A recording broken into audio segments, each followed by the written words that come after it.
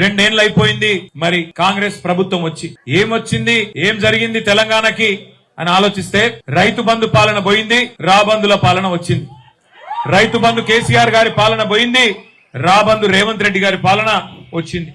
ఈ మాట ఏదో నేనేదో కోపంతోనో అక్కస్తోనో అంటలేను. రైతుల పరిస్థితి చూస్తే బాధ కలిగి అంటా ఉన్నా. చూస్తుంటే ఇవాళ యూరియా బస్తాల కోసం కాళ్ళు పట్టుకుంటా ఉన్నారు రైతులు. యూరియా బస్తాల కోసం అధికారుల కాళ్ళ మీద పడుతున్నారు. అన్నా దండం పెడతా, ఓ 2 యూరియా బస్తాలు ఇప్పి అని చెప్పి అగ్రికల్చర్ ఆఫీసరు అది కాళ్ళ కడబడి ఇవాళ బతిమలాడుకునే గోస రైతన్నలకు వచ్చింది. చలిలో రోజుల తరబడి చలిలో లైన్లలో నిలబడే పరిస్థితి మళ్ళీ వచ్చింది. ఆనాటి రోజులు తెస్తాం మళ్ళా వస్తాయి, ఆనాటి రోజులు తెస్తాము అంటే ఏందో అనుకున్నాం. నిజంగానే ఆనాటి రోజులు వచ్చినాయి. మళ్ళీ చెప్పులు లైన్లు కనబడుతున్నాయి, రాళ్లు లైన్లు కనబడుతున్నాయి, వాటి కింద ఆధార్ కార్డులు కనబడుతున్నాయి. యూరియా దుకాణాల ముంగట రైతులు బారులు తీరి లైన్లు కట్టి ఆఖరికి ఆకలైతుంటే కూడా తిప్పలు పడే పరిస్థితి మళ్ళా వచ్చింది. ఏమైంది? మా సోదరుడు అంటున్నాడు బస్తాలు లేవని.